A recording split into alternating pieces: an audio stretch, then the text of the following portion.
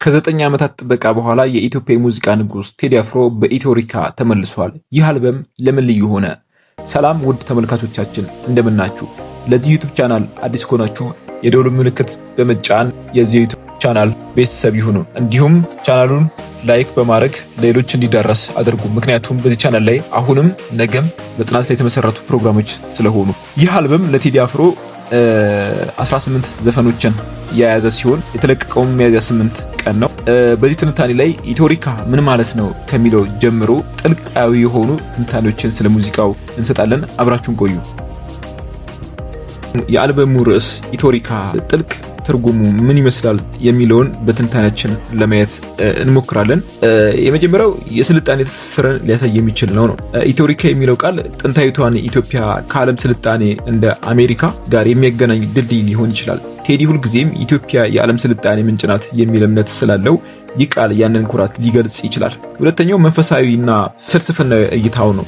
በአልበሙ ሽፋን ላይ ያለው የግብፅ አንክ የህይወት ምልክት እና የአፍሪካ ካርታ ቴዲ የጥቁር ህዝቦች አንድነትና ታሪክ ላይ ትኩረት ማድረጉን ያሳያል። ኢትዮሪካ ምናልባትም ቴዲ በምናቡ የፈጠራት ፍቅርና አንድነት የሰፈነባት አዲሲቷ ኢትዮጵያ ስም ልትሆን ትችላለች።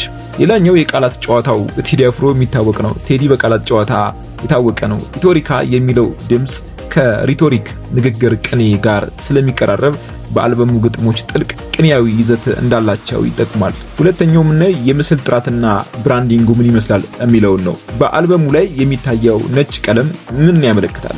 ነጭ የሰላም የእርቅና የንጹህ ምልክት ነው። ቴዲ በዚህ አልበም ከፖለቲካ ንትርክ የጸዳ በፍቅርና በሰላም ላይ ያተኮረ መልእክት አለኝ እያለን ነው። በተጨማሪም ነጭ ልብስ የኢትዮጵያ ባህላዊ አልባሳት መገለጫ መሆኑ የሀገራዊ ማንነቱን ኩራት ያሳያል።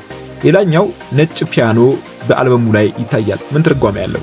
ፒያኖ ሙዚቃው በከፍተኛ ደረጃ ነጭ ክላሲክ እና ጥራት ባለው መልኩ የተቀነባበረ መሆኑን ያሳያል።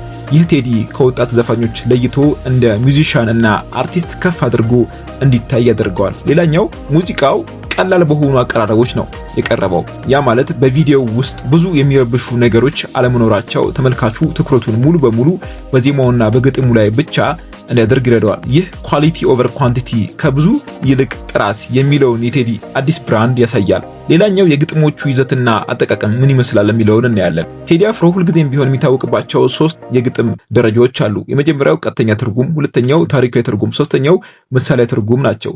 አንደኛ ቀጥተኛ ትርጉሙ ምን ይመስላል የሚለውን እንይ እስኪ። ስለ ፍቅር፣ ስለ ናፍቆትና ስለ ሀገር የሚናገሩ ብዙ ነገሮች አሉ በውስጡ። ሁለተኛው ታሪካዊ ትርጉሙ የጥንት ነገስታትን፣ ጀግኖችና ታሪካዊ ቦታዎችን በመጥቀስ ህዝቡ ማንነቱን እንዳይረሳ የሚያደርጉ ናቸው። ሌላኛው ምሳሌያዊ ትርጉም አለው። ለምሳሌ አንዳችን የሚለውን ቃል ሲጠቀም የግል ፍቅርን ብቻ ሳይሆን የሀገርን አንድነት ዩኒቲ በምሳሌነት እየገለጸ ነው። በአልበሙ ውስጥ ይቅርታ እና ፍቅር እንደ ዋና መሳሪያ ቃላት መጠቀማቸው ቴዲ ለማህበረሰቡ ያለውን ጥልቅ ራዕይ ያሳያል። ሌላኛው የሙዚቃ ቅንብርና የድምጽ ጥራት ምን ይመስላል? በዚህ አልበም ላይ የታየው የሙዚቃ ቅንብር ለውጥ።